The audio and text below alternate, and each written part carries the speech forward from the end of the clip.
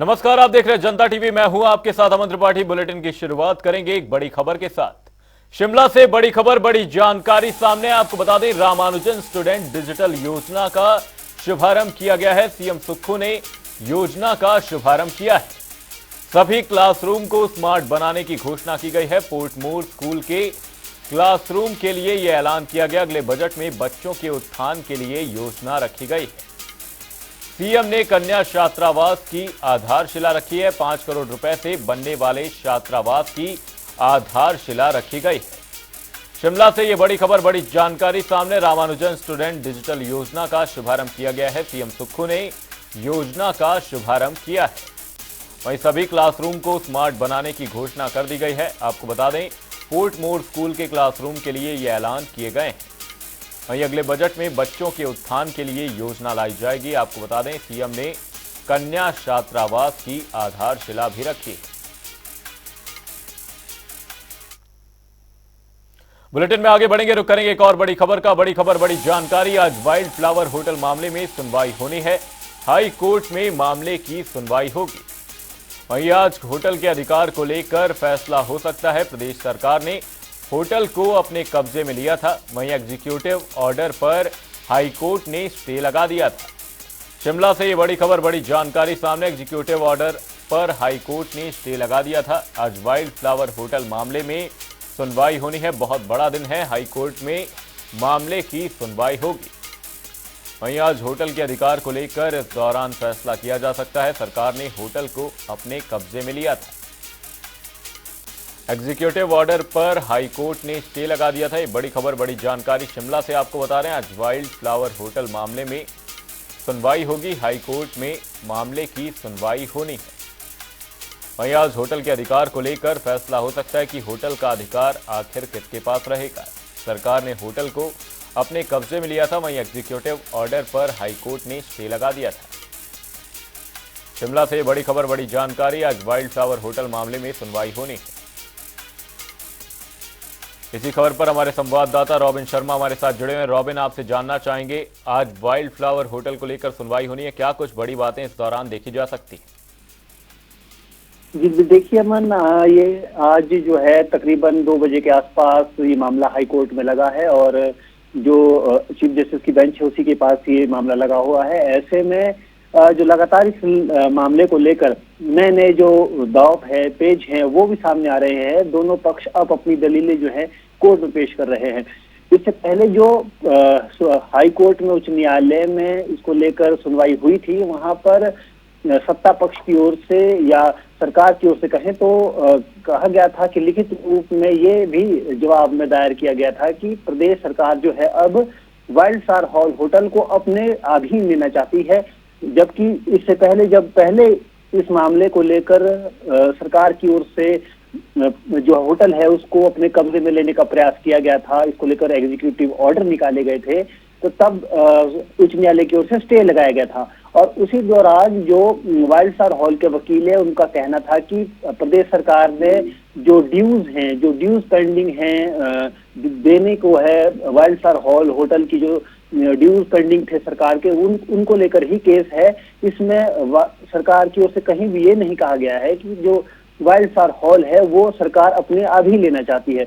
इसके बाद बीती जो सुनवाई हुई उसमें सरकार की ओर से एजी की ऑफिस की ओर से जो रिटर्न में है वो भी दायर किया गया कि भाई अब जो सरकार है वो वाइल्ड फ्लावर हॉल को अपने कब्जे में लेना चाहती है। तो ऐसे में आज की सुनवाई कई मायनों में बहुत महत्वपूर्ण है, क्योंकि ये पहली बार होगा जब प्रदेश सरकार ने लिखित तौर पर न्यायालय से दरखास्त की है कि जो सरकार जो वाइल्ड फ्लावर हॉल है उसको सरकार अपने कब्जे में लेना चाहती है।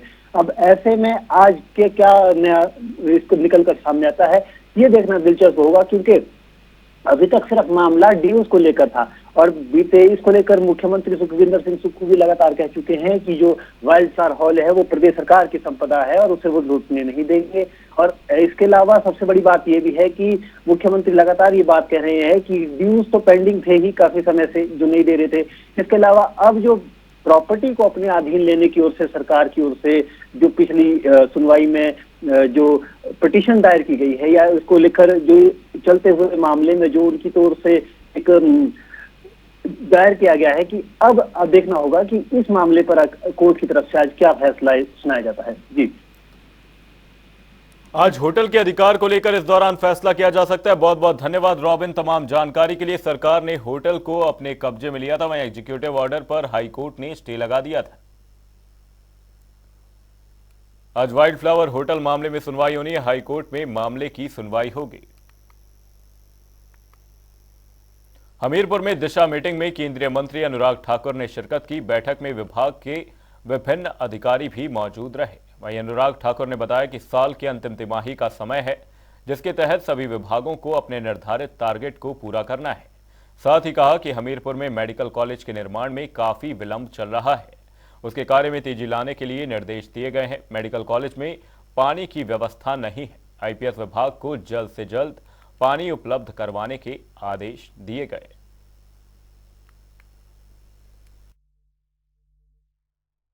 देखिए, सभी विभागों से, क्योंकि अंतिम तिमाही का ये समय आया है, जब जनवरी, फरवरी, मार्च में ये 3 महीने ऐसे मिलते हैं कि आपको अपने टारगेट को पूरा करना है। तो जहां तक हमीरपुर का मेडिकल कॉलेज है, वो काफी विलंब चल रहा है, उसमें और गति देने की और उसको जल्द पूरा करने की बात कही। आईपीएच विभाग द्वारा वहां पिछले 1 साल से पानी।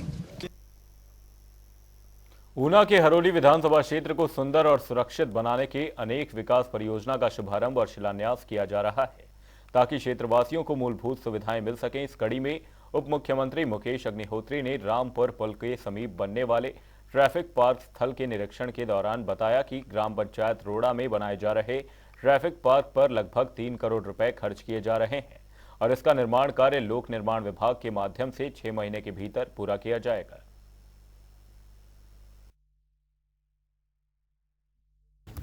देखिए, बहुत ही शानदार लोकेशन है और हिमाचल प्रदेश के सबसे लंबे पुल हरोली रामपुर का जहाँ सुंदरीकरण किया जा रहा है, वहीं उसके आसपास जो गवर्नमेंट लैंड है, गवर्नमेंट लैंड काफ़ी बड़ी लैंड यहाँ पे अवेलेबल है। इसके एक तरफ इसके 4 पुल के 4 कोने। पशुपालकों को अब पशुओं के बीमार होने पर उन्हें अस्पताल ले जाने की जरूरत नहीं पड़ेगी। बीमारी की सूचना टोल फ्री नंबर पर दर्ज होते ही मोबाइल वेटरनरी यूनिट मौके पर पहुंचकर बीमार पशुओं का उपचार कर पाएगी। हालांकि अभी व्यवस्था शुरू नहीं हो पाई है, लेकिन अधिकारियों का कहना है कि प्रक्रिया चल रही है, इसकी जल्द ही सुविधा लोगों को मिलेगी।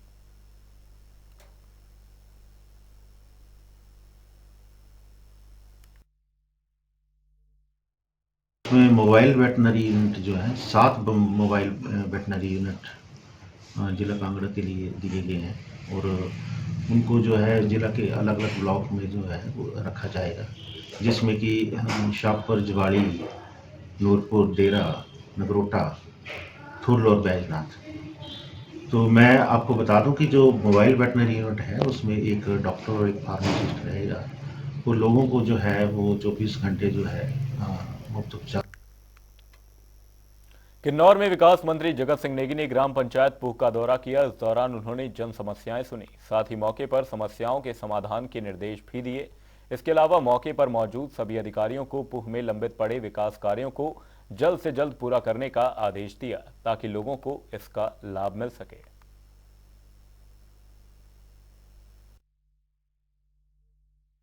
अब भी हम कई बार हौसला नाला के जहाँ पर ये स्कीम का पानी को अपलिफ्ट किया जा रहा है, वहाँ जाकर इसकी जो है समीक्षा करके काम को तेजी से करने का प्रयास भी किया।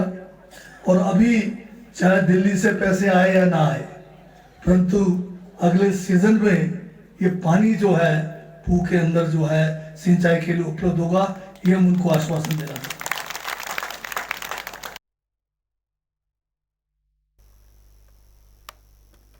अग्निवीर योजना के तहत रामपुर के पास मिलिट्री स्टेशन में अग्निवीर भर्ती रैली में भाग लेने के लिए युवाओं में खासा उत्साह देखा गया। भर्ती रैली में शामिल हुए युवाओं ने कहा कि अग्निवीर का हिस्सा बनकर देश की सेवा करना चाहते हैं। इसके लिए उन्होंने पूरी तैयारी कर रखी है। साथ ही अवेरी पट्टी में भर्ती के लिए पूरी सुविधा मिल रही है।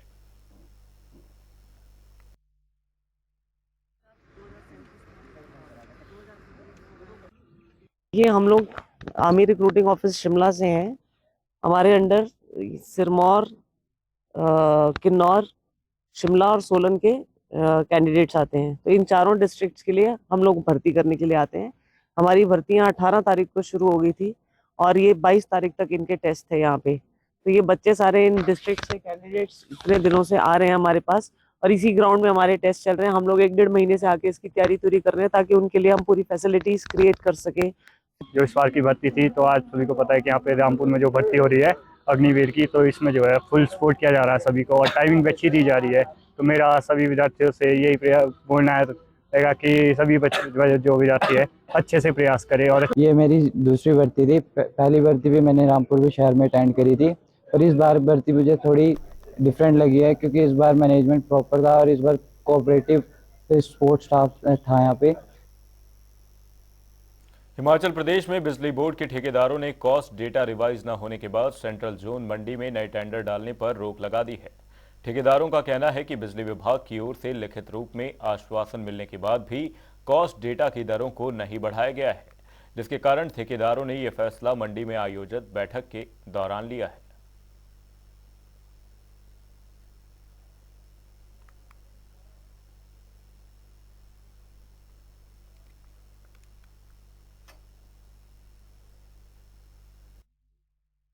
पीछे भी किसी कारणवश कॉन्ट्रैक्टरों ने काम रोक दिए थे। फिर विभाग ने हमें शिमला से मेल की और रिटर्न में भी लिख के भी दिया कि आप लोग काम स्टार्ट करें, जो भी आपकी समस्या है उसका हम जल्दी समाधान करेंगे। हमारी मीटिंग भी हुई, पर मीटिंग के बाद भी हमारी जो कॉस्ट डाटा वाली जो समस्या थी उसका कोई हल नहीं हुआ आज तक। जो कॉस्ट डाटा रिवाइज करने की बात थी, इतिहास में पहली बार 50% रेट जो है कॉस्ट डाटा के डाउन किए गए, जबकि हर साल 10% रेट जो है कॉस्ट डाटा के बढ़ते थे।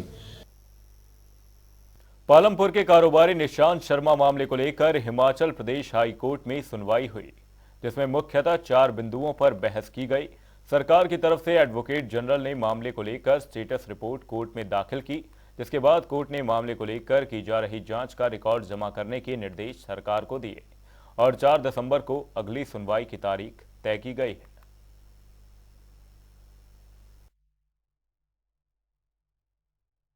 निशांत शर्मा मामले में आज जो कार्रवाई हुई उसमें 4 मुख्य बिंदु रहे। पहला, मामले में एसपी कांगड़ा ने स्टेटस रिपोर्ट दायर की।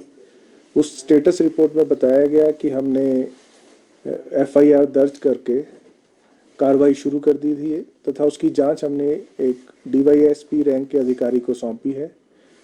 उस मामले में प्रदेश सरकार ने न्यायालय को ये अश्योरेंस दी कि हम इस मामले की जांच अब एएसपी के रैंक के अधिकारी से करवाएंगे।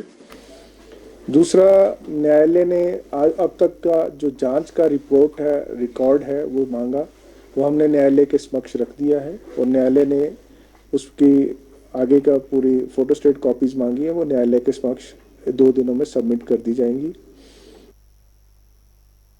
धर्मशाला में सड़क सुरक्षा पखवाड़ा मुहिम के तहत कॉलेज के छात्रों, शिक्षकों और रोड सेफ्टी क्लब के सदस्यों ने रैली निकाली, जिसकी शुरुआत डिग्री कॉलेज से हुई और डीसी ऑफिस होते हुए जोनल हॉस्पिटल तक पहुंची। रैली के दौरान रोड सेफ्टी क्लब के कोऑर्डिनेटर रंजीत सिंह ठाकुर ने बताया कि प्रदेश में बढ़ रही दुर्घटनाओं के प्रति लोगों को जागरूक करने और प्रदेश द्वारा सड़क सुरक्षा पखवाड़ा मुहिम के तहत ये रैली निकाली गई है।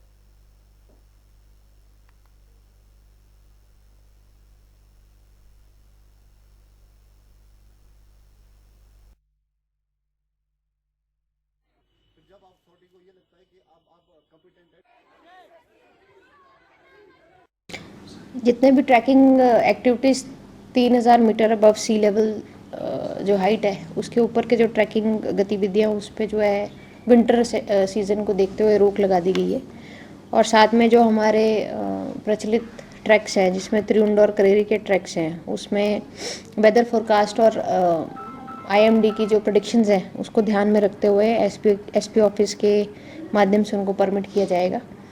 और मैं आपके माध्यम से जितने भी हमारे ट्रैकिंग एंथुजियास्ट है, लोकल पब्लिक है, उनसे कहना चाहूँगी कि वे वेदर फोरकास्ट और परमिशंस के साथ ही इन रूट्स पे चलें, ताकि किसी प्रकार की जो अवॉइडेबल सिचुएशंस हैं या किसी की लाइफ को रिस्क है उसको हम अवॉइड कर सकें। नूरपुर में प्रदेश कांग्रेस प्रवक्ता सुदर्शन शर्मा ने प्रेस कॉन्फ्रेंस का आयोजन किया। इस दौरान उन्होंने कहा कि 5 राज्यों में होने जा रहे विधानसभा चुनावों में कांग्रेस को जोरदार समर्थन मिलने से बीजेपी सख्ते में आ गई है।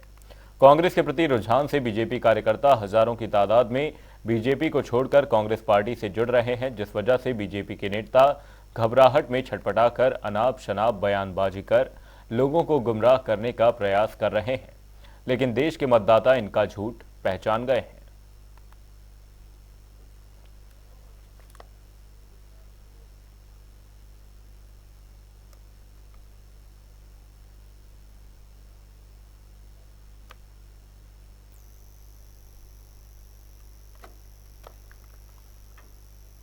स्वारघाट बस अड्डा पर कार्यक्रम का आयोजन किया गया, जिसमें नुक्कड़ नाटक के माध्यम से सड़क सुरक्षा के बारे में लोगों को जागरूक किया जा रहा है।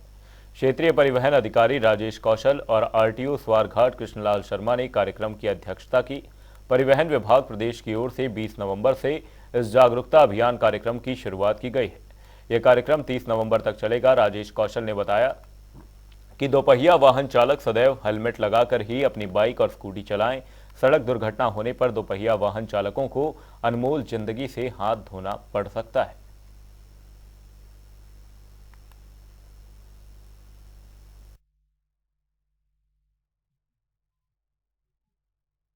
डायरेक्टर ट्रांसपोर्ट अपने ट्रांसपोर्ट डिपार्टमेंट की तरफ से रोड सेफ्टी के उपलक्ष्य में किया जा रहा है, जहाँ की बढ़ते हुए एक्सीडेंट दुर्घटना जितनी भी है वो कम हो जाए, इसलिए लोगों को जागरूक किया जा रहा है नुक्कड़ नाटक के माध्यम से। और जितने भी कलाकार हैं सारे नुक्कड़ नाटक इसके माध्यम से, जैसे कोई ओवर स्पीड है, ओवरलोड है और सीट बेल्ट है, विदाउट हेलमेट है, इसके बारे में जागरूक कर रहे हैं।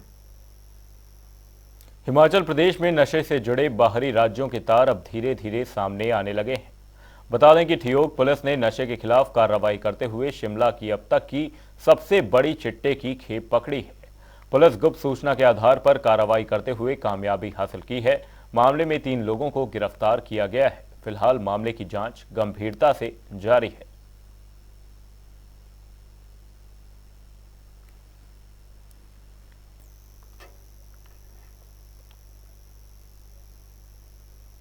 बुलेटिन में फिलहाल के लिए सिर्फ इतना, कहीं जाएगा नहीं। जनता टीवी पर खबरों का सिलसिला रहेगा जारी। तब तक के लिए नमस्कार।